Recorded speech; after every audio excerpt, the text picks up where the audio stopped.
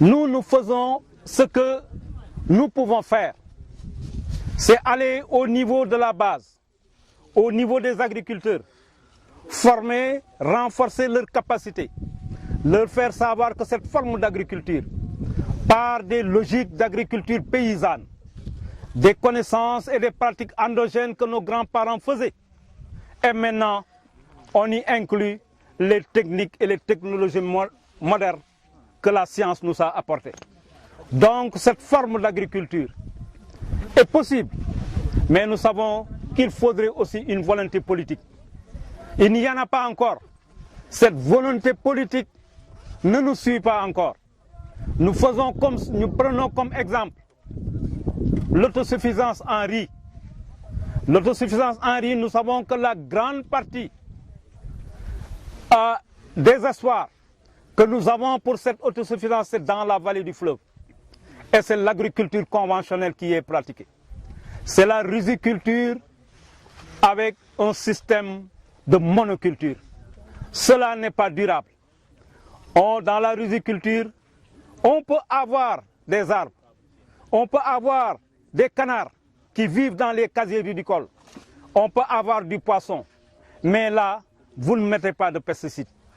Nous devons faire en sorte que la tyrannie du riz dans la vallée puisse cesser, afin que la vallée puisse être une zone de production fruitière, que nous puissions avoir l'autosuffisance en fruits, que nous puissions avoir l'autosuffisance en céréales, parce que nous savons aussi que la vallée peut produire énormément et en grande série des dattes, des bananes, des fruits, des agrumes, et aujourd'hui cela est possible. Il faudrait renverser la tendance.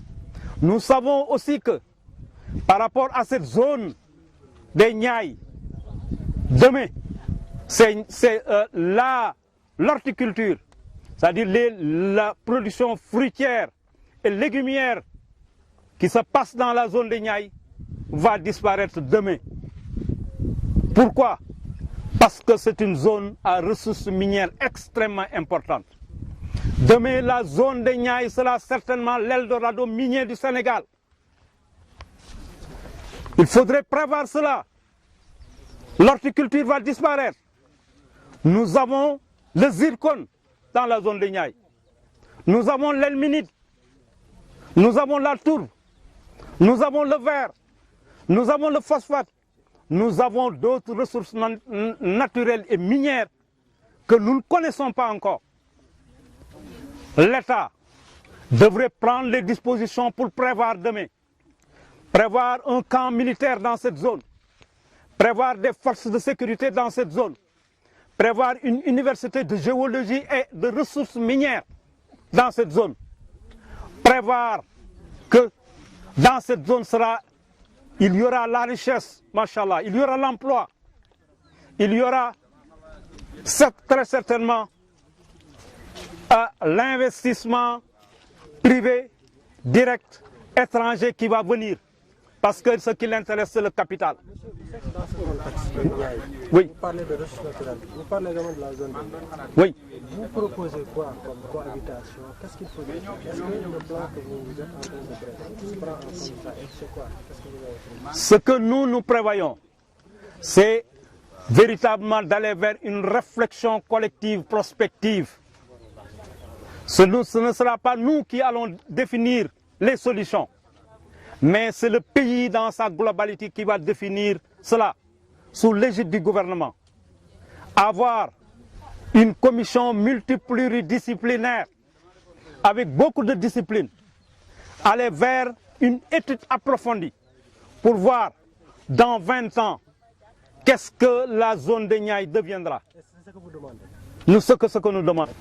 Nous allons réfléchir sur la définition d'un plan stratégique national agriculture écologique biologique.